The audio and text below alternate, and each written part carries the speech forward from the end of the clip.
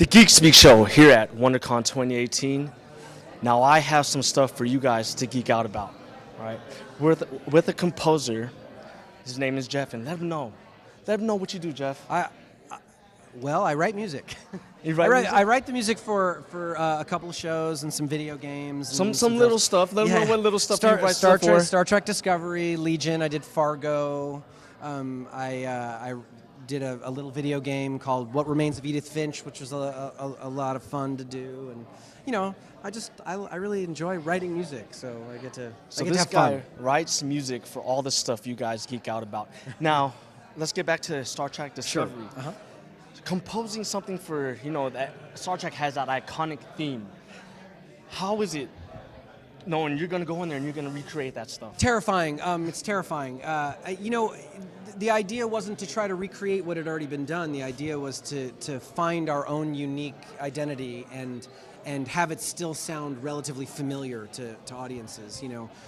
The idea of continuing the story of telling that kind of narrative, telling the story of discovery and of exploration in the galaxy, it was really, really fun. And I've been a huge Star Trek fan my whole life, so getting to write the music for it has been one of the thrills of my entire career.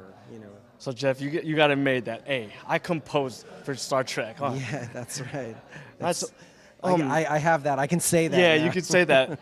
So, capturing emotion, like when you compose stuff, how do you capture emotion with it? It's hard to answer that question.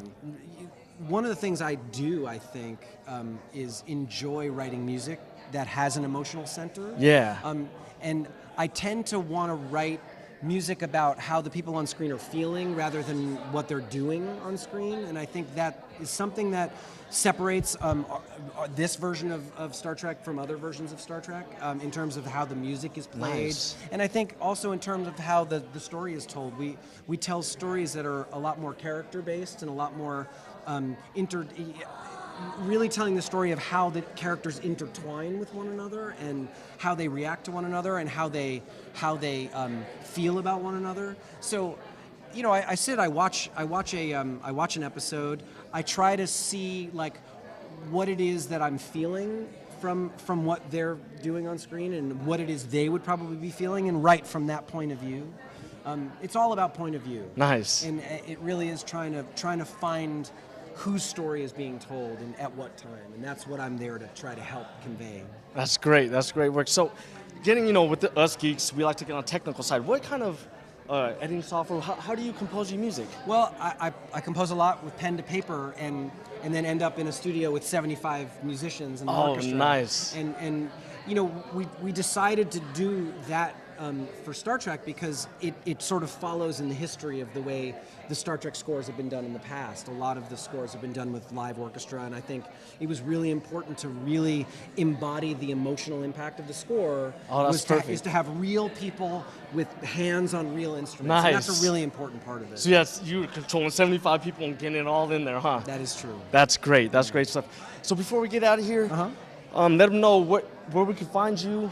Any social media, anything like that? I mean, I'm website. I'm on Twitter at Jefferson Russo, and I have Facebook. I think it's Jeff Russo Music. I don't know. I have a website, jeffrusso.com. And we'll find it. Yeah. You know what? We'll find it, and we're gonna put it right here. Right. Okay. So it'll be like right there. Yeah, there. Okay, Right. yeah. We'll put it twice. Okay.